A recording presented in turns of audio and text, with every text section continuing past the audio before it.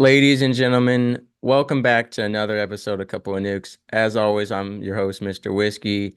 And whether you have been here with us since the beginning or you're brand new, I just want to inform y'all that what we normally talk about on the show is mental health, especially in relation to the military. One of the biggest issues we cover is suicide. As y'all know, or if you don't know, my ship set the record for the most suicides in a year and went under an investigation. It's about 22 a day, although some reports suggest up to 40 a day among veterans and active duty members who are taking their lives, not just military, but law enforcement too. However, ladies and gentlemen, we must not forget that suicide isn't the only thing claiming the lives of our brave American men and women. Out there, active duty, in the combat zones and on the front lines, we lose men and women almost every day. Even though there's no official war that America is fighting in, just like World War II, there are conflicts all across the globe. And based on who we have in power, we may or may not get involved in those. It's not always up to the American people.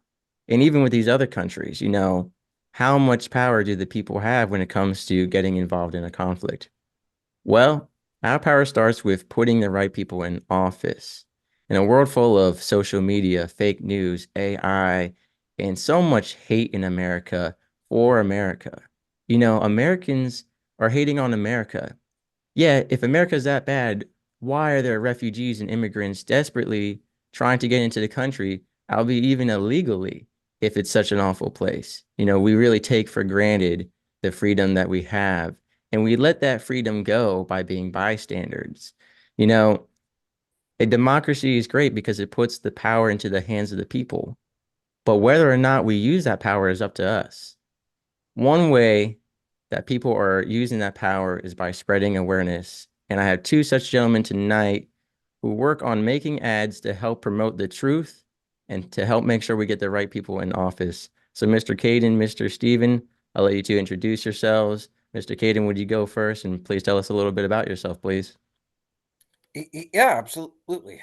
I'm Kadin McWayne. I'm the vice president of our new super PAC, Since I'm on Earth, which is currently running two ads right now, which you'll see on the website, which we'll plug later, with a third ad in the works on Al Sharpton.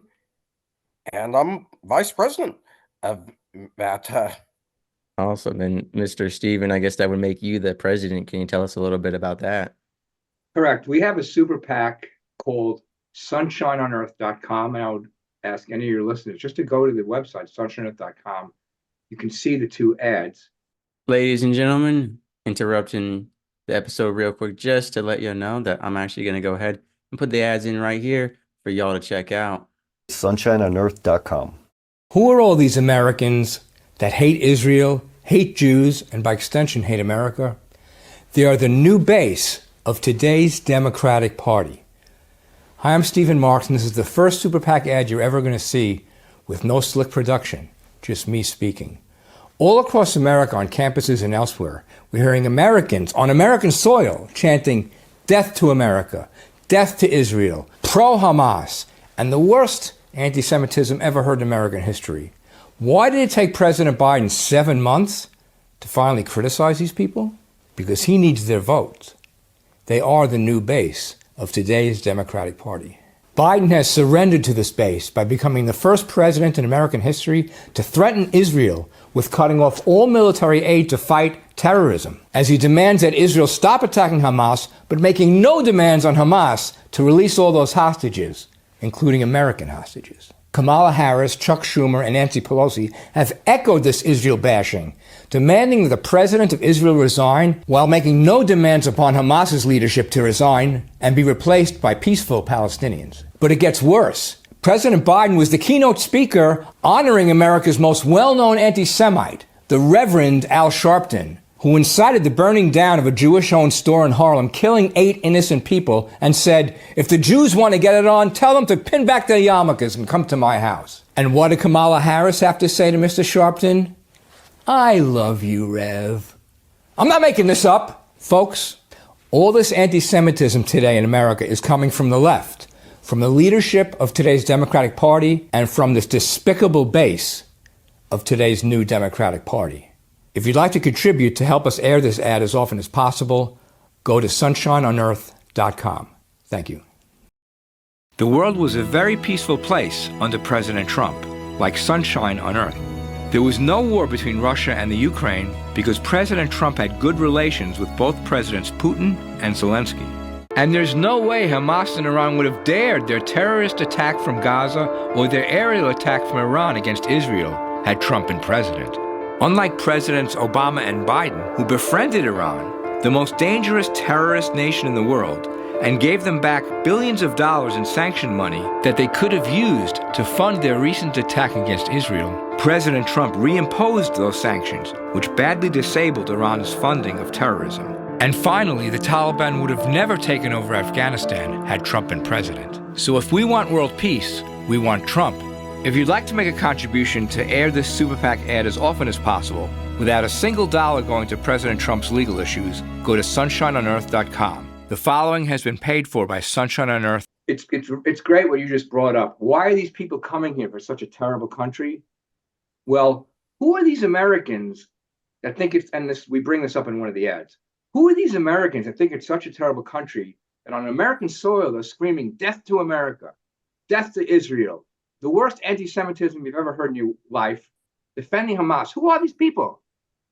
You know who they are? And we bring this up in the ad. They are the new base of today's Democratic Party. And the reason Joe Biden, President Biden, was a good man, he means well. The reason, but he's not strong enough. The reason why it took him 7 months to finally criticize all this crap going on the college campuses, and by the way, not just the students, the faculty are rejects from my generation, the baby boomers that were outside burning their draft cards and burning the flag during the Vietnam War. Those are the people who now teaching these kids to hate America. Anyway, they are the reason President Biden took 7 months and so petrified criticizing them was because he needs their votes. They are the new base of today's Democratic Party, which is the point of our first ad. And it's great that you brought that up, that if all these people from all over the world, well-meaning people who want to become Americans and really want to love America, and probably most of them will be productive. There's some bad people coming in through the cartels and stuff, but the vast majority of these people are good people trying to escape, very bad lives and tyrannies in other countries. But these youngsters in these colleges, you notice they're not normal middle class colleges. They're all like high-end Harvard and Columbia, Right. very rich, elitist. And I kind of sort of grew up a little bit in this general, not so much, but I dealt with people like that. They're the ones that are out there yelling and screaming and hate America, hate Israel. Even some of them are even Jewish. They don't care. And they're the ones spouting this just pure hatred. And the reason is President Biden, who I said is a good man, and I lived in Washington for 20 years. I knew him a little bit just to say hi to and chat with. Well-meaning man. And he would have been a good president 10 or 15 years ago, but he's in the earlier middle stages of some sort of dementia. Right. And we'll get to that later. But if he was strong, which President Trump was, you notice the second ad is about this. Under President Trump, we just took it for granted. It wasn't even an issue, foreign affairs, because there was no problems. And he never really got the credit he deserved because nothing bad ever came of it. There would never been a war between the Ukraine and Russia because he had great relations. It was really respected by both Zelensky and Putin. He had great relations with both China and North Korea. And just his strength and his power and Ronald Reagan was the same way, and FDR was the same way during World War II. And you mentioned Teddy Roosevelt also. There's no possible way Iran or Hamas would have pulled that initial terrorist act, which started all the mayhem over there. Right. If Donald Trump was president. And you know what the proof of that is? Ironically, Trump's in trouble with this classified documents case. If you remember, the first classified document that he got caught with, he was on tape bragging to this woman. For some reason, he thought it was funny. He said, I'm not even supposed to have this thing. But it's not even legal. If I was president, that's why he's in trouble now. But what's interesting, that classified document, if you remember, it was, look, this shows you how if Iran tried to do anything stupid, we were just going to take them. In other words, And the Iranians, they have intelligence. The Israelis have bad intelligence, maybe, but they have intelligence. They know this.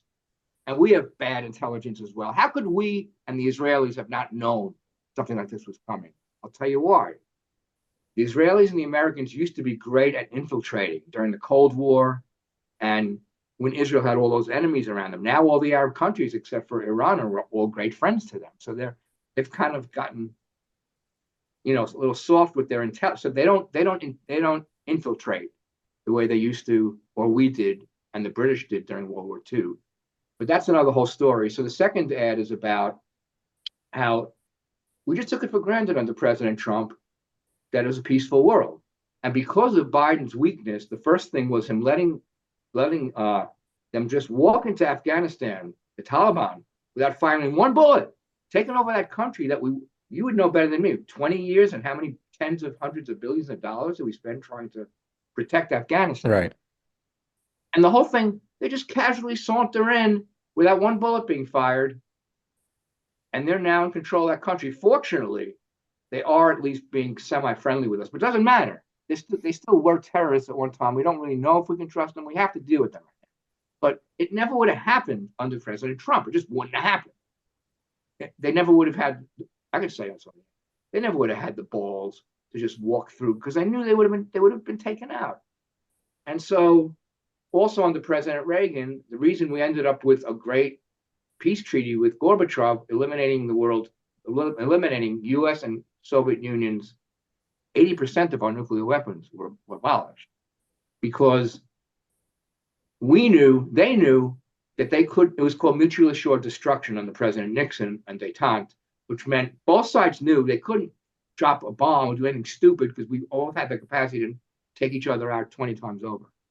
But Reagan was a visionary, unlike Nixon, and détente did work, okay? We had good relations with the Russians from Khrushchev and Brezhnev from World War II till Reagan. But they controlled all those Eastern European countries that were living under tyranny. That was part of the Yalta Agreement, and FDR kind of had to sign that. Because in World War II, they were our allies, the Russians, and they took, as you know, they did all the heavy lifting. 23 million lives lost. We only lost, a couple of thousand, World War II, something like that. And so we had to give them those countries. But Reagan was so angry about that, he believed détente was wrong. Here's how we can win the Cold War, right? Making them so scared of us, they're going to come to peace under our terms. And he got lucky. He got Gorbachev. But we'll never know if Brezhnev had lived. He might have signed the same treaty. But they were so scared of Reagan that they didn't try. Like under Carter, I think 7 countries became communist because they knew he was a joke, and they weren't afraid of him. And we had hostages in Iran for a whole year, and we're still suffering from his ineptitude today. That Ayatollah was the grandfather of the current Ayatollah. And in between, there was another Ayatollah. That whole country, they are the only real country that's a threat to world peace right now, that has nuclear weapons and is willing to use. They don't have the weapons. They don't have the ability to put it on a warhead yet, but they have nuclear capacity. And it's unbelievable. First, President Obama signed a treaty with them saying, you could do whatever you want. We're not going to, under Reagan and Gorbachev, they had an agreement. Either one could come to the other country without any notice, say, we want to look at what you're doing. It was called trust but verify, if you remember. And they both trusted each other, and both sides would come to the other side to see what's going on. President Obama did the exact opposite. He signed the treaty saying, we'll give you 10 days notice or something stupid like that. Trump came in, he ripped up that treaty with the Abraham Accords, actually put in a toilet bowl. And then President Biden comes in and he makes even worse than Obama, gives Iran back, what was it, $16 billion in sanction money. And some of that money definitely went for that terrorist attack that they were funding Hamas. So the second ad talks about how we had world peace under Trump because he showed strength, the way Reagan did, the way FDR did, the way Eisenhower did. Even John Kennedy, even though he screwed up the Bay of Pigs, he learned from that and became a strong president. Lyndon Johnson tried to do that but he had the wrong war. Vietnam, he really thought there was going to be this domino, what they call it domino theory, if we give up Vietnam. But it turned out to be just a civil war. And after we lost South Vietnam, we thought we were going to be in trouble. They might try to take over some other country. But we got lucky the Vietnamese called President Ford at the time and said, hey, we want to be your friends. We want trade. We want to like you have with China. And we have really great relationships with them right now. We're friends. We have trade like we do with China. And so, but the point I'm making, even though Johnson was wrong, he was at least trying to show strength. And Nixon did get the peace treaty with Vietnam by showing strength and by making a deal with China, giving them all that economic aid. It caused a rift between China and Russia. And that gave him a lot of leverage when he went to Russia and made a peace deal with them. So these were strong presidents. And then Jimmy Carter comes in. If you're too young to remember, folks, that was his campaign slogan when he ran in 1976. Because of Watergate and the Vietnam War, people had lost faith in their leaders lying to them. But under his presidency, he actually sided with the communists in El Salvador. It's mind-boggling. When Castro invaded Zaire or what was it called, the Congo at the time, he actually said they were a stabilizing force. I'm not making this up. He didn't like America too much either. Neither did President Obama, but that's another totally different story. But he was so weak that in Iran, when they overthrew the Shah, who was very corrupt, but he was very good friends with us. He was very good friends with Israel. And he allowed us to have our, military there. He was a very corrupt leader, but he was no threat to anybody outside of Iran, whereas these people now are a threat to the whole world. And Jimmy Carter just let them. And he was even stupider because he brought the Shah into America to get treated for cancer, which he eventually died. Carter was trying to have it both ways to appease both sides. And what happens when you try to do that, you piss off both sides. And President Biden is doing the exact same thing now in Israel. One day he's pro-Israel, next day he's anti-Israel. He's going back and forth. He's trying to appease the far left on his side that hate Israel. He's trying to appease the moderates and the conservative and the Jewish vote in Pennsylvania and Philadelphia. He's trying to, mollify them by saying he's pro-Israel. So he's going back. He's trying to take both sides, and you can't do that. It just doesn't work. It's proven in every conflict. You have to take a very strong side. And, last thing, I'll just end with this. President Biden had a very unique opportunity to get reelected and go down as a great president in history. And that was when Iran initially bombed Israel. That was the first time Israel had been attacked since the Yom Kippur War in 1978. So that's 88, 98, almost 50 years ago, whatever. That gave Biden an excuse. If he had one testicle, just go in and take out Iran. You know how long it would take? About a week or two. We took out Iraq in 2 weeks, and they had the fourth largest army in the world out of Kuwait, using what was called smart bombs. From the highest miles high, they could drop these things down that could go in a silo this big. And that's what Carter started funding that. And the big military buildup under Reagan with those smart bombs. Nobody knew where all this money was going. We didn't know until that war in Kuwait. And we were able to take out Iraq out of Kuwait in like 2 weeks. And then when we finally went to the ground after 2 weeks, Colin Powell was the genius behind this whole thing. And Arnold Schwarzkopf was the guy on the ground that made it work. We went to the ground war, they were fleeing to us. And the whole, the whole point is, I forgot what the point was. But, the whole point is, if President Bush was able to form this coalition, if you remember, of the friendly Arab countries, NATO, even Syria, can you imagine Syrian soldiers fighting side by side with Americans? They all had a common enemy, Iraq. Right now, the Arab countries have a common enemy with Israel, Iran. But if President Biden had one testicle, he would have put together a coalition, same thing. We could have taken out Iran in 2 or 3 days.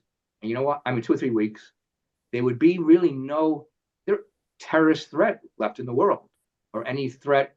The other countries that have nuclear weapons, they're not crazy. They're not going to drop a bomb like Russia, China, Pakistan, India, France, England, us, Canada. Because we're sane, civilized people. These are religious fanatics that would have no qualms with dropping atom bombs, because then they get to see Allah the next day. And this is not a knock on all Muslims. 90% of them, at least, are really just great people. And they're very deeply religious. And Islam is really a great religion. I learned that growing up for your time with Muhammad Ali, who convinced he was more responsible than even Martin Luther King for white people realizing black folks were really okay. When he was champ in the 70s, he became almost a colorblind person. Your love for him, like he loved everybody and everybody loved him back. And it's hard to believe, but Jews and Christians had a very high opinion of Islam in those days because of Muhammad Ali. And if I asked you today, Time Magazine does this thing every year, most popular person in the world. It's usually a president or a famous, somebody positive, very famous. And if I told you that for 6 or 7 years in a row, Time Magazine's most popular man of the year, 6, 7 years in a row, was a devout Muslim, you'd think I was crazy, right? If I said that today, the way Americans feel about Islam. But it was Muhammad Ali. He made, like I said, Christians and Jews have deep respect for Islam because it changed him and it made him into the man. When he was young, he was never a bad guy. He was a little edgy and he would talk about white supremacy, but when he became Muhammad Ali and had this religious transformation, it showed the world that Islam really is a great religion. So it's unfortunate that these lunatics, who are only maybe 5 or 7% of all Muslims, that's the stereotype that Americans in the West have of these people. And it's all because of Jimmy Carter. He let them in there in 1980, and they're still there. And because he showed weakness. And if you remember, last thing, this is kind of funny. Do you know when those hostages were released? They were in there for a whole year. They were released the day Ronald Reagan was inaugurated. To humiliate Carter, number one. And because it was like, oh, we're facing a real president now. We can't keep these hostages. We just let them go. And, it was the same. We gave them the same offer Carter gave them if they refused. The Shah took a lot of money out of the country. He looted the country. Carter offered to give the money back. They said, screw you. But when Reagan offered the same deal, they took it. Because they didn't want to mess around. They didn't want to fuck with him. And he wasn't even president. This is image of being a tough guy helped get those hostages out. Jimmy Carter, pretty much for a whole year, foreign country holding American hostages. I keep saying last thing, I got to add this in. Those hostages in Gaza, many of them are Americans. People forget this. They're not just Israelis. And what's President Biden doing? It's unfortunate. There's two ways to look at this. That Israel should do a ceasefire and come to some sort of agreement with Hamas that's civilized and the hostages are out. Then there's the other side that says you cannot deal with Hamas under any circumstances. It's the same thing as dealing with Hitler. They're terrorists. You cannot deal with them. You have to take them out.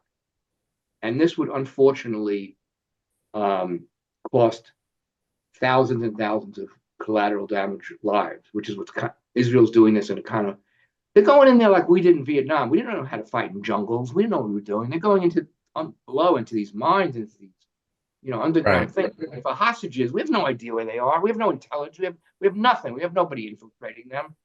Neither does Israel. So they're going in there blind. So it's two really bad choices. But if you're looking at the far bigger picture, Harry Truman dropped an atomic bomb on Japan and killed 70,000 innocent people in the first bombing in Hiroshima. And realizing if he didn't do it, we would have to go to a ground war there, and we would have lost millions of lives. In addition, civilians as well as military lives. Right.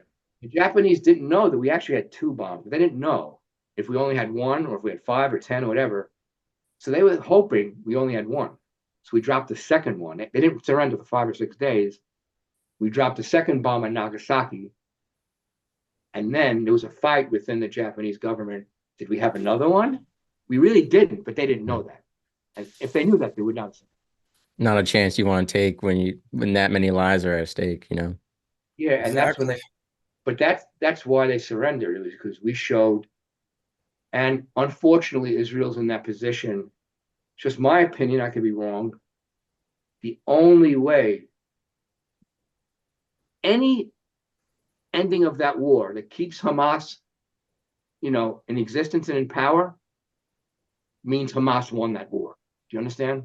If they're allowed to exist after they did that terrorist attack, cutting off babies' heads and doing all, where the Israelis are killing civilians, but not for the purpose of killing civilians. It's different. Right. So these Americans and these kids on the school that are screaming genocide, they should be hung up by their balls. I shouldn't say. But by the way, they hung up Mussolini by his balls. Yeah, we know that. Upside down, naked, very shameful. And the leader of, it was either Romania or East Germany, when the people outside went in, they thought that Gorbachev was going to come to their rescue, and he didn't. And they hung one of them up by their balls too. I don't remember which one. But Gorbachev and Reagan agreed that he's not going to prop up those countries anymore. And Gorbachev warned them, I'm not going to help you, but they didn't believe him. And of course, when Reagan became president, it was Reagan and the Pope. You remember Pope John Paul? He was Polish. That's why he was picked as the Pope, because the best country they knew to get rid of communism without firing a single bullet was Poland and solidarity. And the Pope and Reagan put together this like underground network helping solidarity. That was the anti-communist Poles, who first time and any time in first time in history, communist country was taken down without firing a single bullet. And that's pretty amazing. So a lot of credit goes to the Pope. That Pope at that time was a great man. Right. And he and Reagan put together, once Poland fell, all those other Eastern Bloc countries realized, oh my God. So then after Reagan left and Bush took over, then the Berlin Wall came down to Germany. And then the East Germans all ran to the West, it became one country. And Bush and Gorbachev made an agreement to let them enter NATO, and everything was good, And then all those other countries became free countries. Now, a lot of them still have problems over there. Democracy, some countries don't take well to democracy. Russia is a great example. They don't want democracy. They love Putin, and they want him to be basically a dictator.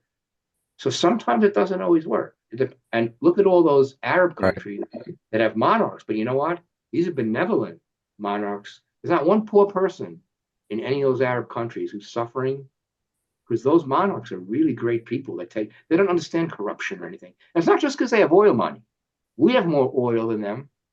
Iran has more oil, and the Iraq under Saddam Hussein had more oil than Saudi Arabia at the time.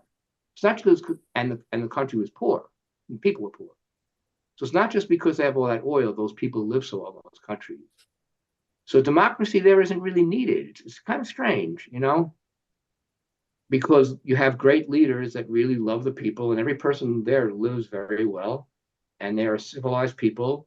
Now they all have peace with Israel, and they're friends with the U.S., except for Iran. So anyway, I think I said enough. Now, Kadin, you being a youngster from a completely different generation, so you don't remember half the stuff I'm talking about. But when you see the present, before we even met, when you see these kids on the college campuses and the rioting and the anti-Americanism, did any of that go on at Kent State where you go to college? Was any of that any kind of craziness like that? Not as bad as the Ivy League schools. No, there were protests, but they didn't escalate to full-on animal-like behavior. So they were peaceful protests, you're saying? Yeah, exactly. And I'll tell you my opinion for what it's worth. That's a blue-collar college. Whereas these Ivy League schools and big shot schools, these are spoiled kids. They never had to work a day in their life. And you probably know this from the Vietnam War. The big problem with that war is if you were in college, you didn't have to go you couldn't be drafted. Right. You got an extra deferment. So every soldier was poor, black and white. That's why there were so many black soldiers in Vietnam. And of course, they can't get away with this today. There hasn't been a draft since then anyway. But anyway, if there was, they could never get away with just saying the life of a rich person in college is more valuable than life. A senator's son. As the song was written, I ain't no senator's son. Yeah, that's Creedence Clearwater Revival. And what's the name of the song? Fortunate Son is the name of the song.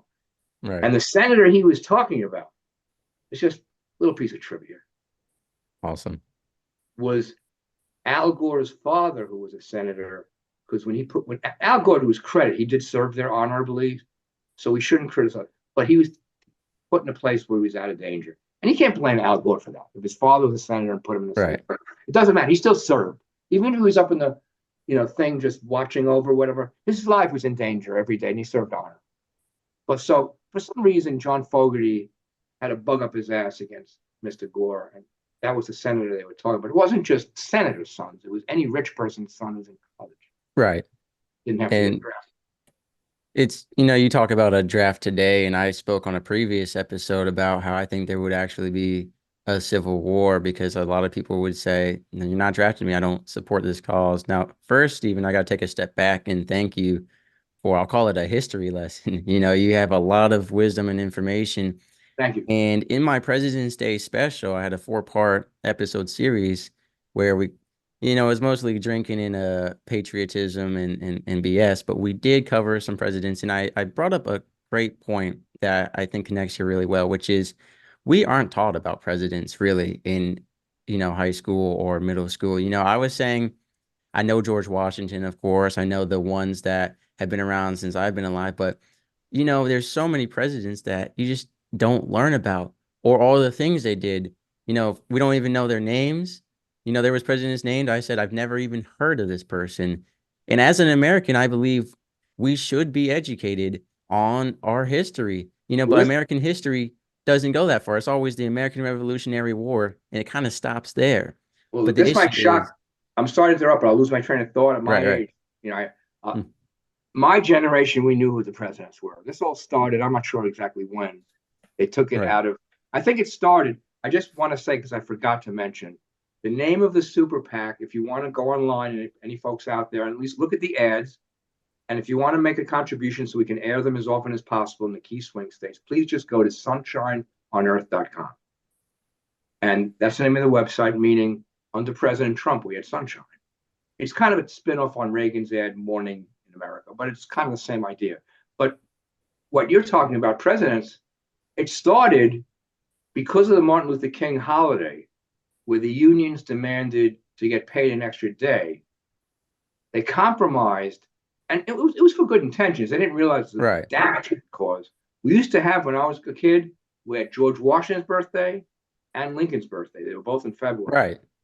And I used to get mixed up, and I thought Lincoln was before Washington because his birthday came on the 12th and Washington on the 20th. Well, that's pretty funny. But anyway, we learned, so we had two presidents, but they taught us not about every single president. We knew who Teddy Roosevelt was. We knew who Thomas Jefferson was. We knew who Sam Adams was. Was his name Sam? I'm trying to remember. Or am I getting him mixed up with a beer? Or there's John Adams. Sam Adams. John Adams. Sam Adams is an alcoholic beverage. No, we knew the major presidents, even President Polk, we learned about because he's the one that gave America from sea to sea in the Mexican-American War. Right. We made a deal with Mexico. They had too much land; they didn't want it. It's now Texas. Well, Stephen, the issue nowadays is, first off, we have a lot of Americans trying to get rid of history. I've spoken out on the destruction of historical monuments and desecration of graves of fallen soldiers and all that. But another thing I've said on my show and other shows I've been on is that the American education system, at least public school, side, has become an indoctrination machine for politics. It's not about learning anything. First off, they don't teach you anything about adulting and being an adult. They teach you these random facts that you have to memorize, right? They don't really teach you to kind of tell. And then there's a lot of just political nonsense going on in our schools, so unfortunately our education system needs a huge reform. And I'm not saying that our schools are teaching, people to hate America. And I had brought that up in the beginning because one of my heroes, Tom McDonald, he's a political rapper, and he said, who hates the most Americans? And he said, and they're tweeting about this stuff as they sit in Starbucks sipping on a coffee. Oh, America is so bad. And there are kids out there who have no food, no water. It's ridiculous. And, we talk about foreign affairs and, whether it's death to Hamas or we're going to pardon Hamas for this, if we can have a peaceful outcome and all this, you talked about how we could just come into the country at any time and see what they're doing. And then it was, well, we'll give you a notice. And then it was back to anytime. I want to speak for the people out there who are kind of against all this. And I'll explain. Humans are always going to be broken into two categories. Either you want to think about ideals or you want to focus on reality. Ideals are great, right? Ideally, we should be able to give a notice, and during those days before we get to the country, they're not hiding anything, right? Because they're not doing anything wrong. But realistically, we live in a world where there's always going to be some kind of, fear or anger or upset between countries. Ideally, we do need to have a strong leader of our country. Whether there's foreign affairs or not, we want to have a strong leader regardless for the American people. But, Stephen, you kept talking about they're not afraid of us. Well, that's what we need is an authoritative figure. Unfortunately, we have to babysit other countries, to word it not necessarily so politely, but that's the truth because these countries are having trouble governing themselves, whether it's the person in power or they're seeking to expand their country or whatever it is, whether it's good intentions or bad intentions. It's being, it's developing in a way that is dangerous to other countries, to human lives. And so unfortunately, we have to be a babysitter. That doesn't mean we have to be an active babysitter that goes in there and blows people up or shoots people. You said yourself, we have resolved conflicts without firing a single bullet. And I believe there is the potential for that. But in order for that to happen, America needs to, like America needs to be united, the United States of America, and we need a strong leader. And unfortunately, appeasing both sides, it's difficult to be a strong leader when you're doing that because that balance is going to leave you, tilted on one end. You easy knock off your feet, so to speak. And so ideally, yeah, we'd love to end this peacefully. Now, whether Hamas needs to be pardoned or not for what they've done or held accountable, that is a very big conversation on its own. And the way I understand it is, you know, I understand the Middle East is all in upset and that whole area over there with Palestine and, all that, because essentially other countries came in and said, we're putting these people here, y'all are going to be neighbors and you got to like it. And so I can understand the upset. And like you said, but we deal with things with accords, with papers, and unfortunately, we can't get everyone to agree on these documents. We need Hamas to agree, like you said, this is how we're going to settle things. These are the new borders. But inevitably, if we even went in and managed, whether it was with a strong leader or force, and what are we going to do? Say again, Israel, you're here, and we're going to have the Jewish people here and the Arabian people here. Unfortunately, eventually there's going to be someone who's upset about it. And that goes with indoctrination also on, the Muslim side where their children are being taught, like you said, glory to Allah, you're going to get 72 virgins, they're our enemies. Unfortunately, because there isn't that freedom of education where they learn about, I don't want to say it's a closed-minded country, but they're being indoctrinated. You said that these other countries aren't radically religious. Yeah, And that's the only truth. Iraq. Russian Today, kids only aren't being Iraq. raised to, they might Right. be raised not to like America, but they're not being said, they're not being told, hey, when you're a teenager, go put on a bomb and blow up a bunch of Americans, right? They're saying, look, America's got a big stick, we've got a big stick, mutually assured destruction, like you said. But these other countries are being raised, we don't care what happens to us in the process, we're gonna destroy. And I have an episode coming out of a man who was formerly incarcerated in prison, and he said, Mr. Whiskey, the most dangerous person is someone who has nothing to lose. He was talking about prisoners who get out, and it's like, who cares what happens to me?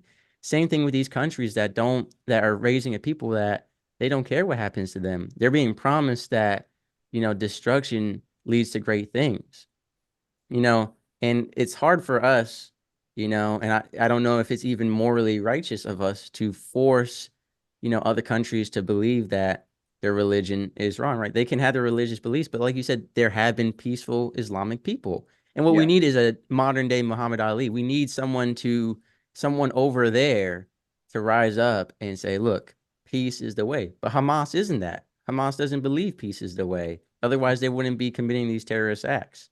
But And can I just go say, ahead. the King of Jordan, the President of Egypt, the Crown Prince of Saudi Arabia, President of Kuwait, President of the Emirates, They are all great people, and they want peace, and they want all the good things that Christians and Jews want. So it's only right now, it's only with Iraq kind of out of the way, and it's kind of an anarchy there, but Iran is really the only, it's not as bad as, in other words, you look through history and the First World War, the Second World War, the whole Cold War. This is like very minor compared to what we've already gone through. You're too young to remember that. But these conflicts of today going on are so minor compared to, just me growing up through the Cold War, during the Kennedy years, we had shelter drills, like fire drills, where we had to go on the ground floor of the school. It's because everyone's walking on eggshells. No one wants us to go through that again. And they believe that we're trying to have that on both sides.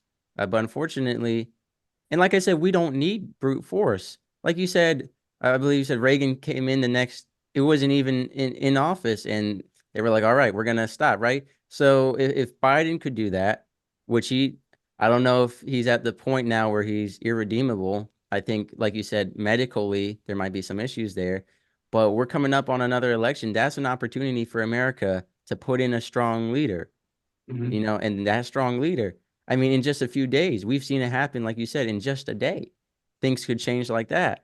It's just a matter of, and also it's not just about the leader. Other countries are laughing at us because of some of the things we're allowing in this country, some of the things we're rioting over, and some of the weakness that Americans are showing. All this America hate America, it makes us look weak. Yes.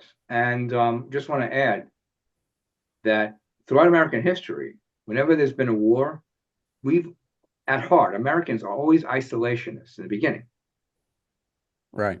But then with a strong leader showing them, no, we have to do it this way.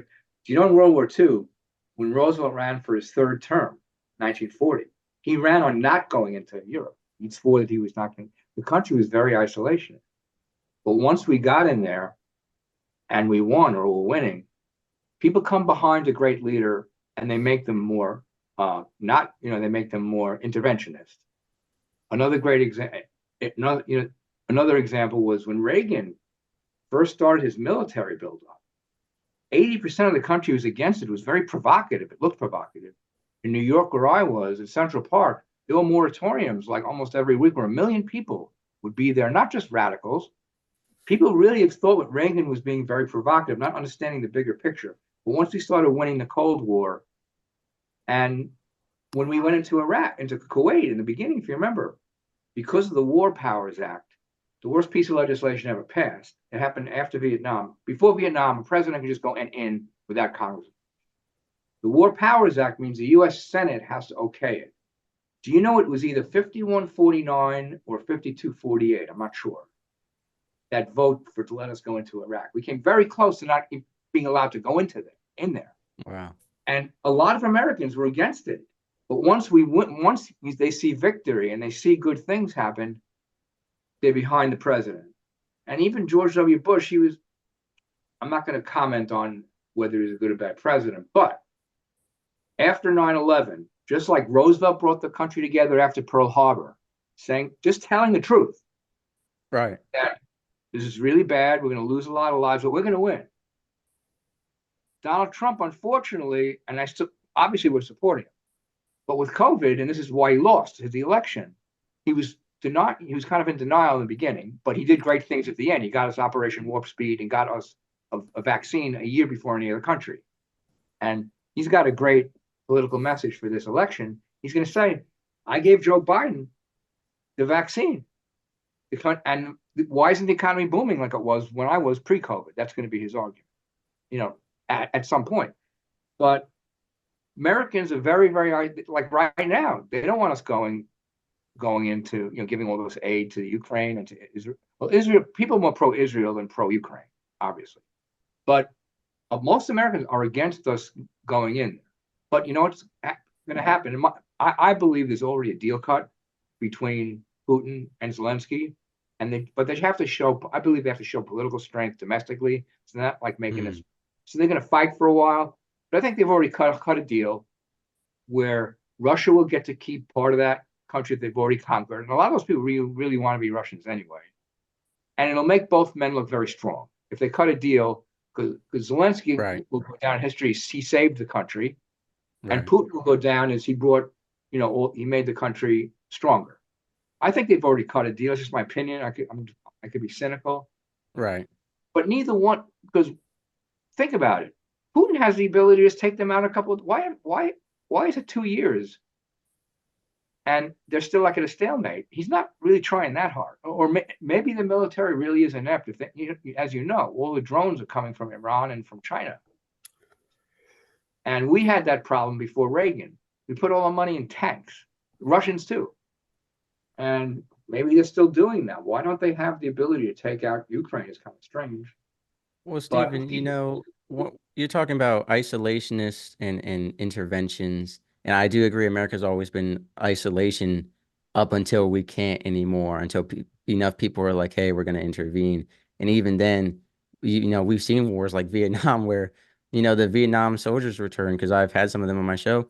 There was no parade or welcome back. They weren't welcome back. People didn't want us in that war. But the issue, and this is my opinion, it's because we're not isolated, but we're not intervening either fully, right? We're tiptoeing around it, whether it's sending money or doing this little mission here or there.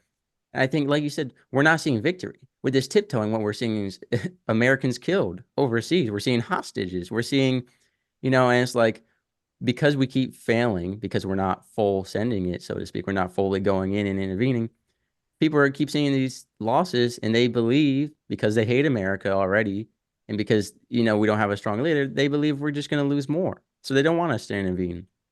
And then, of course, you have, and I agree with this, I'm against a lot of people, we've seen a lot of misuse of funding, a lot of money sent to countries when we're not taking care of our own people. We've got Hawaii burnt down. We've got homeless veterans. We've got homeless people everywhere.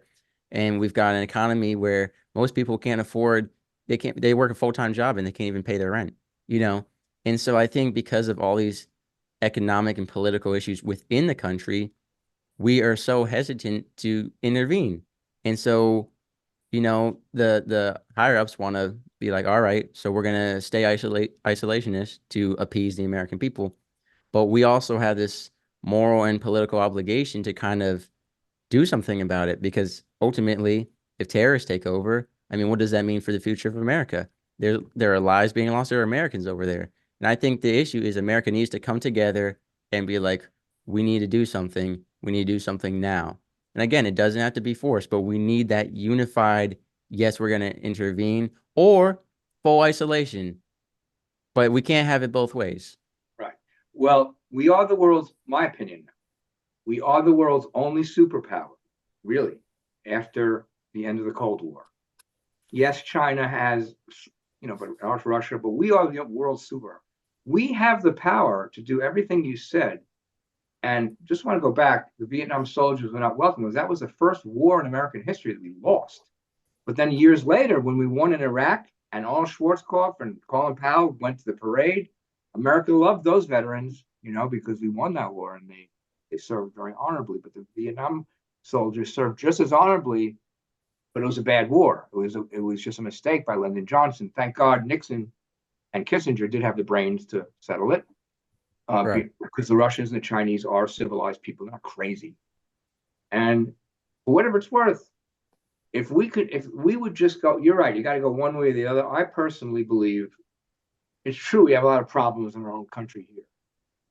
But if you don't take care of these bad guys today, 10 or 20 years from now, it's going to be 10 times worse, and we're going to have to spend a lot more money, and a lot more people are going to die. And Israel understands this. And maybe they're being very sloppy the way they're handling going into Gaza, but they understand that if they don't do this now, Hamas is just going to get stronger. All those proxies that they've got bombing Israel from all different countries, from Lebanon, from Syria, it's not going to stop until we completely take them out. And whatever that would take. It could just be capturing them. We could just lock up all of Hamas. We don't have to kill them. It would be a lot easier than when we took out Japan and Germany in World War II, or a lot easier than a lot easier than the Kuwait, in my opinion, when we got Saddam out of Kuwait. Right. But we'd have to be successful at it, like when not W, but his dad, Bush 1 with Kuwait. He had a 90% approval rating after that, if you remember. He lost to Clinton because he raised taxes in his last year, in his fourth year. People weren't against the tax hike, but that tax hike threw us into a recession. And Clinton correctly said, here's how I'm going to get you out of the recession, which he did. He was the only president since Eisenhower that had a surplus. It's unbelievable. But anyway, Kane, again, I know a lot of this stuff. Do they teach, like when you went to school, when you were growing up? I know they didn't tell you who the presidents were. I know President Day was a joke and everything. But did they teach about World War II? Did they teach about Vietnam? At least it was wrong, but it was at least in what Ronald Reagan called a noble cause, fighting communism in the Cold War. Did they teach any of that? Did they teach the mistakes that maybe George W. Bush made in Iraq? The mistakes Lyndon Johnson made in Vietnam? The mistake Kennedy made with the Bay of Pigs, but the good things, Kennedy, he did some good things too. And how Eisenhower ended the Korean War through strength, exactly what you just said, Mr. Whiskey. He ended that. Also, he was friends with Nikita Khrushchev because we were allies in World War II. They just had a couple of drinks of vodka, and it was over. But it was through strength that there are two, is it North Korea and South Korea? There would have been a South Vietnam if it wasn't for Watergate and the War Powers Act. Remember, North Vietnamese just took over Saigon. There was nothing we could do. Gerald Ford could not get the votes in the Senate to put American troops there, like Nixon did right after we signed the treaty with Vietnam. After we signed it, Cambodia started doing some crazy stuff. Nixon just beat the crap out of them for like 2 days. That was the end of them. But because of the War Powers Act, Ford couldn't do anything. Now, if he was able to, he would have done the same thing. Actually, if the War Powers Act hadn't been passed, I don't even think the North Vietnamese, they would have kept it to Vietnam. And it would have been, but even, like I said, even how it is now, thank God they're a friendly country. And people live so well there. Do you know when Trump made the peace agreement with North Korea? It's another thing people forgot about, Right. He wanted to show the North Koreans, and that guy's a little bit of a lunatic, but he's not crazy. He wanted to show, here's how you can live if you have trade with us. He didn't take them to China. He took them to Vietnam. Do you remember that? Trump took whatever his name is, the president. Kim Jong-un. Yeah. He took them to Vietnam and shows, which is technically a communist country, but it's not. I mean, they have McDonald's there and they have Coca-Cola and they have all the good things we have. And they Right. And they don't have a democracy there, but they live pretty well and they're a friendly country now. And people live, and he brought the president of North Korea there to show you, here's how you can live. Look at China. Look at Vietnam. They've also been through trade with us and through the NATO countries, and they're our friends there. And people forget, by showing that kind of strength with, what's his name? King, can you pronounce his name? I'm Kim bad. Jong-un. Well, Kim Jong-un. you're talking about strength through prosperity, through almost ruling with love. Like, this is how life can be. And that's, the issue is, you look at America right now and other countries don't want to be like us because of all the political drama, because of the divide in our country. I mean, if a foreign leader came and visited our country, that now, again, they might see how we're living and be like, this is great. Again, a lot of Americans take it for granted, but they also might say, hey, we don't want a country divided against itself. And unfortunately, that's what America is. There's one way out in this year anyway. And Biden is thinking about this, okay? Okay. And he's being torn both ways. But there is one way out to make America get rid of all the polarization in one day. Not a day, it might take a few weeks. Right. Completely get rid of it. If he would pardon Donald Trump. Because it's not only good politics to get all those moderates in the middle that don't like either guy, all of a sudden he would look very strong and presidential, doing something that was very patriotic. Even if Trump's guilty, it doesn't matter. He's bringing the country together. And during times of conflict, nonetheless. I believe that all the polarization go away, or most of it. And what's Trump going to say? He can't criticize. He's not going to criticize him. And at least he would, if Biden would say, I'm doing this because similar to why Ford. Now, when Ford pardoned Nixon, it was different because Nixon was out of office. That was a different issue. Trump is running for president and is leading. If Biden said this is what's best for America, and even if he loses the election, do you realize he still goes down as a great president for doing that, for getting rid of all For sure. the way Gerald Ford has gone down for healing America after Vietnam. People didn't trust their leaders because of Vietnam and because of Vietnam. What was the second? And Watergate. So people didn't trust their leaders, and Gerald Ford. Even people didn't vote for him. They liked him because he brought America back together. Biden can do that. It's good politics. It'll help him politically, and it's good policy. It would show great patriotism that I want to stop the polarization, and therefore President Trump and I can now have a positive campaign, give out positive ideas. I want President Trump's anger to all go away, and just him, like me, focus on positive things and have a civilized campaign. The way that is a beautiful idea you put there. Now, I have to ask you, Stephen, we haven't mentioned him at all. As far as I know, he's still running Robert F. Kennedy, and I believe he's running as neutral. What is your opinion on all of that? And, is he an option that we should consider? And what's going to happen, do you think, if he gets into power? Well, here's the thing. Considering Biden and Trump both have 31% approval, you realize how crazy that is?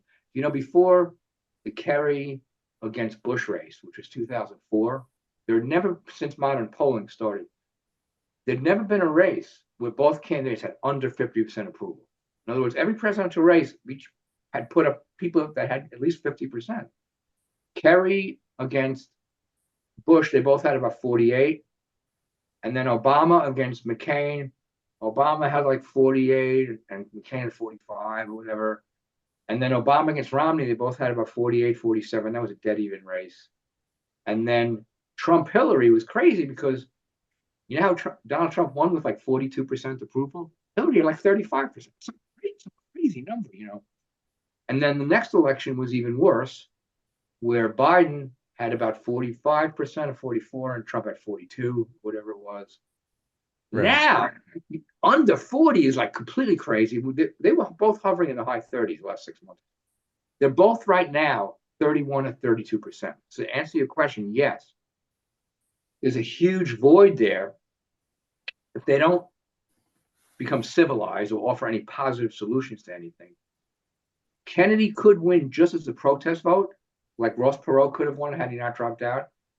But he has the dough now because of this running mate he chose, over $1 billion. He's going to get on the ballot in all 50 states. But the only way he can win, but here's what he has to do. It's really simple, but he hasn't done it yet. Instead of being an extremist wacko on the left when it comes to climate change, and being extremist wacko on the right when it comes to the vaccine killed people, not COVID, if he can leave those positions where they are and just kind of not bring them up anymore. People have neutral positions on all the issues people are polarized, compromise. There's compromise on guns. Bring back the Brady bill, which kept semi-automatic weapons legal, but got rid of the automatic weapons where you can shoot once and 100 bullets. And that's what's going on with school shootings. That's a compromise. Abortion. I don't know, 15 weeks, 10 weeks. There's a compromise there somewhere. Immigration. Great compromise. Shut down the border, keep it very tough, but the immigrants that are here, let them have every opportunity to go through the system to become Americans. Because you know why? Unless you're an American Indian, you are a fucking immigrant in America. No matter who you are, we're the only country that doesn't have a lineage of one, DNA. We're a country of immigrants. If my grandparents or yours or Kadin's had to go through what these people are going through now, I'd be playing in a rock band in the Ukraine or in Romania, where my grandparents were from. I'm serious. If it wasn't for if they had what they call draconian immigration laws like they have today, we have to have a system that lets the good people in while we keep the bad people out. And the people that are here, they have to be given the dreamers, what they call them. There's compromise everywhere on any issue. If Kennedy if he had 1/10 the brain of his dad, who was my hero growing up, just 1/10 the brain, but he's taking these crazy positions. He still could win just as a protest vote. You never know, right? And just it's possible. Right. People vote. If you look at presidential races throughout my lifetime, at least half of them were won not because they loved the candidate they voted for. They want to change. Okay, give you a great example. Nixon only beat John Humphrey because people wanted out of Vietnam. They want to change. Carter Right. only beat Ford because after Watergate, people wanted to change. Reagan only beat Carter. They didn't love Reagan. Well, they got to love him after one term, but when he ran 80, they didn't love Reagan. Carter had to go. 18% inflation, 18% unemployment, 18% interest rates, hostages, gas lines. And then Bush won when he screwed up the economy and went into recession as last year. That's how Bill Clinton got elected with 43% of the vote because the Perot siphoned off 20%. They didn't love Bill Clinton. They wanted to get rid of Bush. So, and then you had some positive elections. Reagan's reelection was positive. Clinton's reelection was a positive race. Bush and Gore was kind of weird because it was so close. People didn't really care for either one. So I would kind of throw that out. And Bush, I don't know what, he was so popular. And then I'm talking about after 9/11, how the American people, when he went into Iraq and the media was all supporting him and gung-ho and everything, but the people were kind of ahead of the media on this. That's the reason why Kerry was so close, running a terrible campaign, if you remember. He never said in the debates what he was for. He said, I agree with the president on everything. He even agreed on Iraq, but I'll just do it better. Same argument Bob Dole made against Bill Clinton. They agreed on everything. They really did. They were both moderate to conservative guys, except abortion. They didn't disagree on anything. So if you can agree on both positions, the people are just going to take the guy they know. You have to safer vote than somebody else. And Right. just moving on just a little further, Hillary ran saying, I will be a third term of Barack Obama.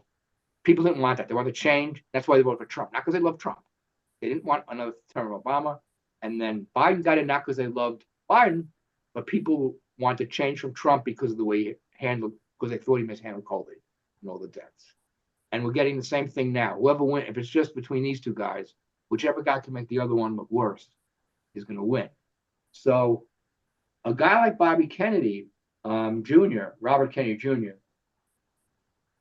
I think part of his problem is, I don't know, you notice he talks like this, like a gangster from a 1930s movie, George Raft. I think he's had some kind of issues with his larynx or his trach. I'm not sure why. And he's not a likable guy. You know what I mean? He's a good-looking man for a 70-year-old man. He's good-looking, but he's not likable. He's not, you know what I'm saying? He doesn't have any kind of... Donald Trump, when he's not angry, is likable. And so is Joe Biden when he can put two sentences together. But Right. This guy's just not likable. I think that's his biggest issue. But he has to bring issues in to show that he's the moderate in the middle. And the No Labels Party screwed up really badly. If they could have put together a ticket of, say, Manchin and who's the lady Republican that lost to Trump from South Carolina, the former Nikki Haley, a ticket of Haley Manchin or Manchin Haley would have been incredible. Would have won, I believe, in this, because you know why? You do the math. You get 25% of the Republican vote, 25% of the Democratic vote, and almost 100% of the independents. It's over 50%. Country right now is 40% independent, 30% Democrat, 30% Republican. So if you get 10% from the Democrats, 10% from the Republicans, and 30 out of 40% of the independents, that's 50% in a three-way race. So he can win. He really can. But I don't know if he's smart enough. He doesn't seem to be. I don't know who he has around him running his campaign. Ross Perot was really smart before he dropped out and blew the whole thing. He brought in the two smartest minds, one Democrat, Hamilton Jordan, who ran Jimmy Carter's campaign, and Ed Rollins, who ran Ronald Reagan's. And if he had not dropped out, you're too young to remember, dropped out and then came back in, he could have won. Because people didn't like Clinton or Bush. But even with all of him being crazy, he still got 20% of the vote. Can you imagine? That's the most a third-party candidate got since Teddy Roosevelt, when he left office and came back and tried to run, he lost. He actually came in second. Taft, who was the incumbent, came in third. So George Bush, the first, only had 37%. Can you imagine going from a 90% approval rating after Kuwait to 30%? Because he screwed up the economy in the last year. And like Clinton said, he was right. It's the economy, stupid. It's really true. People care about how they're doing more than anything else. The other thing Kennedy would have to bring up, you got to bring up the Reagan tax reform in '86, where he got complete Democrats to come with him. Do you know we had only 3 tax brackets, and the highest one was 28%. It was 28, 25, and like 16 or something like that. Anybody who made, after he took all the deductions out, 25,000 or less, that's the equivalent of maybe 60,000 or less today, paid no taxes. And you know why it was how it could be revenue neutral, which is amazing when you're giving such tax breaks to them. Right. They fucked the big corporations out of every tax loophole, every tax shelter, and they passed it in the middle of the night. Dan Rostenkowski on the Democratic side was a hero with Robert Reagan. They got this thing in the middle of the night. And all the people they screwed gave them so much money, all the special interests. These special interests didn't think they would do something. But anyway, for about 5 years until Bush 1, you remember, reversed the tax cut in his last year. And we went back to the 9 brackets that we still have today. Well, and you said it would be the equivalent of about 60,000, which is less, more than what most Americans are making nowadays. I mean, most Americans are struggling. There is a way to get everybody living well, and Reagan did it for his last, I guess, 3 years of his presidency, and the first 3 years of Bush. For 6 years, that's what we had. And so, yeah, you're right. Bobby Kennedy can win, but he has to come up. I mean, I could be wrong. It could get so bad between these two guys that they just vote for him anyway. But he might not win enough states to win the Electoral College. So what happens is that gets thrown to the House of Representatives, the new House, who's going to get voted in. Right now, the Republicans have a couple of seat lead, but we don't know which party would control the House. They would end up deciding who's president. And that hasn't happened in like 100 years or so. But I'm disappointed in Bobby. I had high hopes for him, actually. Being this complete moderate, who would bring people together. Right. So the possibility is there for him. There's still enough time. But if we have to choose between Trump and Biden, I think you agree with me, and Kadin agrees with me.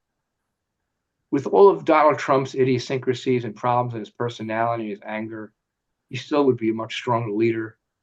And he, at least on the economic issues, on taxes, you remember, he passed a tax cut. It wasn't great. It did help the rich more than the middle class, true, but still, the economy was great onto him. You know what was the main reason?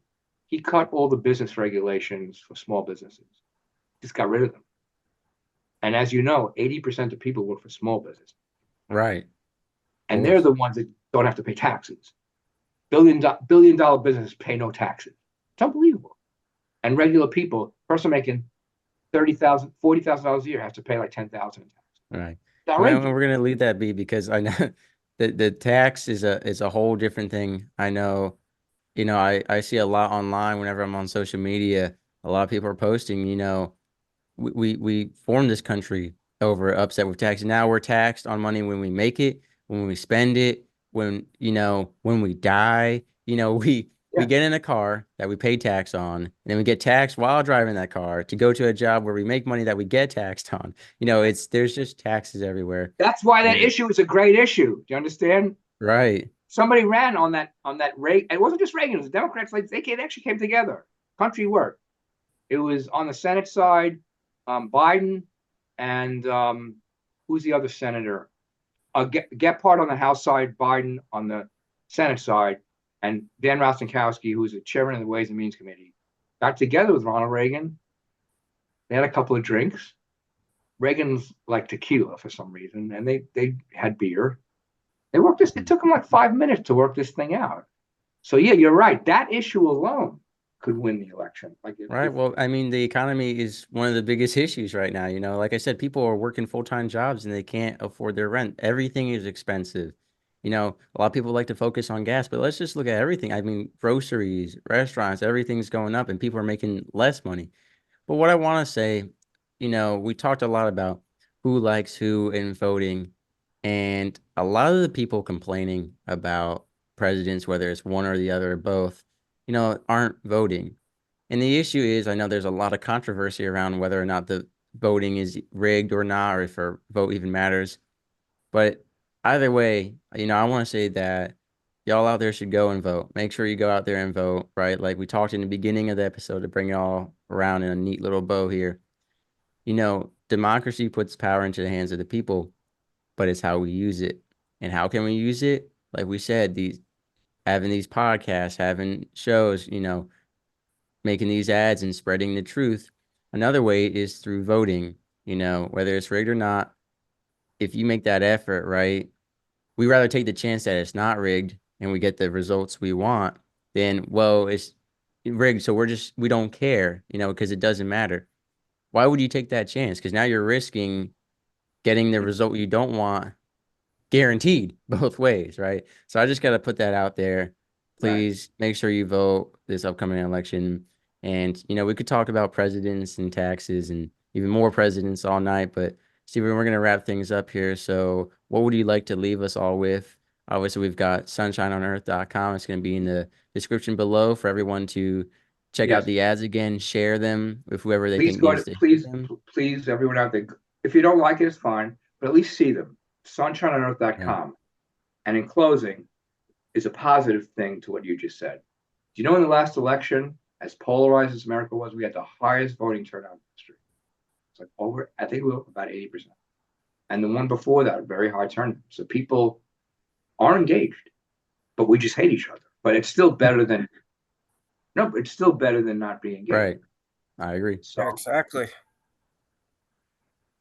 And Kadin, the last thing. Are people engaged in your generation right now? No.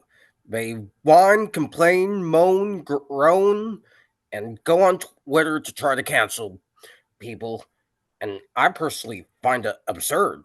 Because if they have time to sip on their Starbucks beverage, buy Uggs, which are these boot type things, and complain how they don't have designer clothes, then they have time to engage and go vote, to put it simply. And to answer your earlier question, no, we didn't learn how the presidents made mistakes during the wars in school. So what did you learn as far as the president? It was all egomania. Yeah, America is great. We didn't make mistakes. Useless. You aren't ever going to use this in life. Crap. I'd have to say, at least from my experience, they focus a lot on the personal mistakes and some of the political issues rather than some of the stuff you're talking about, Stephen, as far as, what goes in terms of presidency. It's more political in terms of Democratic or Republican and this and that. And it's difficult because schools are told, hey, you're not allowed to be political, but teachers get political and then they make their class one way or the other. And honestly, I feel like unless you're choosing to take those advanced history classes or you express an interest in history and pursue that, I mean, things kind of stop. Yeah, you might cover World War I and World War II, but definitely nothing modern. Desert Shield, Iraq, right? We have the 9/11. They'll hold an announcement right on school days on the day of 9/11, but you don't really learn about all the newer stuff. And unless you're pursuing, like I said, modern politics. And that's more of a college level thing. But really, our middle schoolers and our high schoolers, I mean, the new generations coming up, they need to know about what's going on in the world too. And that's why I did have respect for some of the teachers I had that had current news. They would spend the first 10 minutes of class, or maybe it could be a class of its own, but covering current news, and everyone would kind of prepare an article to present to the class or something.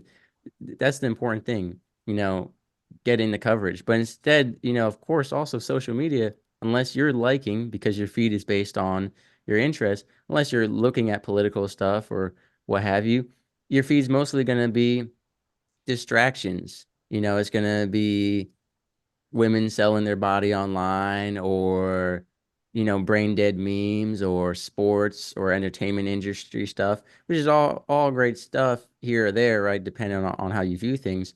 But there also needs to be this balance of, hey, sure, we want that little escape from reality, we want to relax and not think about some of the other stuff going on in the world, but we also need to be aware of this, especially if it's going to affect Americans, especially if, like you said, whether Hamas is going to be the big bad guy today or in the future or whoever, is threatening America, we need to know because, a bomb blowing up your house, that's important to know about. So I definitely think that the schooling system and social media, I don't want to say, right, we don't want to indoctrinate, we don't want to push politics onto people, but there needs to be an awareness and an engagement. And maybe the engagement needs to be more positive. Like you're saying, there are peaceful resolutions, right? But everyone wants to focus on the violence, on the bloodshed. We can positively engage with one another. And like you said, there can be respectful debates. There can be respectful presidential campaigns. There can be respectful protests. We don't need to burn flags. We don't need to attack police. We don't need to attack Jewish people. We don't need to attack anyone. We can express our ideas and go through the steps that our country has established on purpose to have peaceful conflict resolution. There's only one way you're going to fix the school system and the indoctrination. By the way, I was not a World War II veteran, obviously. This is my dad, who was in the second wave of Normandy, liberating France and Germany. He was in the Army Corps of Engineers, where they built bridges. And while they were being attacked, they had air cover. But anyway, there is one way to fix what's going on in the schools. And the problem is with people on the right, they don't go into education. People on the left, they're very passionate about it, and they become teachers. But not people on the right. They go into business. We have to have some people who really are except for, it's true that Trump has an advantage with his supporters are more passionate about sport. But in general, left-wingers, they really believe passionately in their issues. Whereas right-wingers, they're not nearly as passionate. And if more of them, maybe we need to vastly increase the salaries of teachers and administrators in school. But if we can get more right-wing and centrist people teaching the kids stuff and have them hear a balance, which it was like that when I was a kid. The problem is my baby boomer generation that were out there against the war in Vietnam, they are the ones who are now teachers, administrators, faculty, everything. They run the school system. And people on the right wing and on the center are going into business. They don't, I'm not saying they're wrong. Right. They're not as passionate about going into education and helping young people have, whereas the people who are indoctrinating the kids into this left-wing crap, they really believe they're doing the right thing. I mean, they really are passionate about it. By the way, the governor of Virginia lost his election. He had like an 80% approval rating. He lost because they were teaching white kids in the public schools to feel guilty about being white. So this kind of stuff can change, but you need changes, I guess, mostly in the administration and the school boards. You have to elect, and that's an elected position. So people have control over who they elect to the school boards. And if more conservatives or centrists would run for those school board jobs, they're not full-time jobs, they can do it. Whereas the liberals, they really care about spreading their left-wing vile, just hatred. Not hatred. Some of them are good people who just believe in what they believe in. They have that right. But some of them are not and hate America, like you said, because they're from the Vietnam generation, where America's always. Gene Kirkpatrick, who was Ronald Reagan's ambassador to the UN, used to call the Democrats the party of America is always wrong. And that's what we have. Well, a lot of the teachers are young women who are being raised and indoctrinated with social media to, feel very radical about a lot of the ideas and beliefs in the left. And, we've had discussions on my show before about removing the Bible from school, how they're putting litter boxes in some schools, how they're banning these books and not these books. And, that's a whole discussion on its own. I don't want us to get off on a tangent on it. But I agree. You make a very smart observation, which is a lot of the right side go to business and they don't go into education. And, it is a very left dominated, kind of field. And like you said, we need to have a balance of both, right? There is room for center, neutral, independent, whatever you want to call it. There is room for that where it can, get the best of both worlds. But yeah, Stephen, I know y'all kind of mentioned you have a third ad coming out.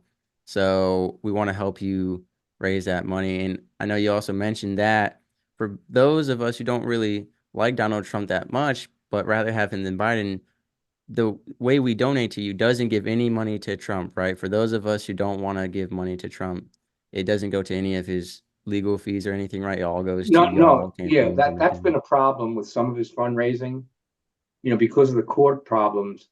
A lot of money that he raised for his campaign went to legal fees, and believe it or not, his supporters were okay with that because it was something he needed to do.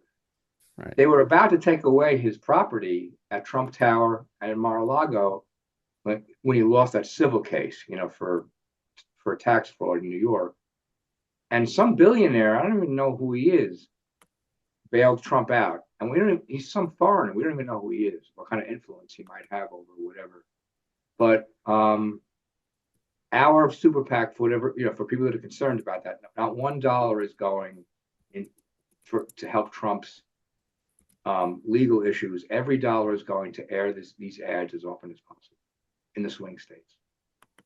Awesome. And again, ladies and gentlemen, those ads will be in the description below. That way you can share them to whoever needs to hear them, wherever you feel they're important. SunshineOnEarth.com. Very simple. We'll have peace and sunshine with Donald Trump, hopefully. Right. And that is the beautiful world that we are looking forward to. So, Stephen, Kadin, I'd like to thank you so much for coming on the show Thank you. and sharing with us all of this information. And hopefully we can encourage people to engage, to fight and engage toward making a better future, like you said, sunshine on earth, and to really voice their opinions and help work with one another to make America united, to make America strong, and so we can all live in prosperity. And Thanks last for thing, having us. go ahead, Kate. Thanks for having us, Mr. Whiskey. I just want to say that there's merit to both sides of most political arguments. All right. Well, thank you again, both of you, for coming on the show. I appreciate you. Ladies and gentlemen, be sure to check out their information in the description below. SunshineOnEarth.com. And if you like the Beatles music, I have a CD called The Beatles. You go to BeatlesHauntingMelodies.com. I'm playing the piano, Beatles tunes, taken from rock to sound like classical music, because as much as everybody loves the Beatles, what's still badly overlooked to this day are the beauty of their melodies. So I have a CD out, I'll just plug it. BeatlesHauntingMelodies.com. If you go there, you can hear little 40-second snippets of 25 Beatles songs. If you never heard them before, you would swear it was Beethoven. They're that beautifully written. Is it okay that I put that in there? Yeah, that's awesome. Thank you for sharing that, Stephen. So, ladies and gentlemen, go check out those ads and /or the Beatles. SunshineOnEarth.com. That's most important. We Thank out. you.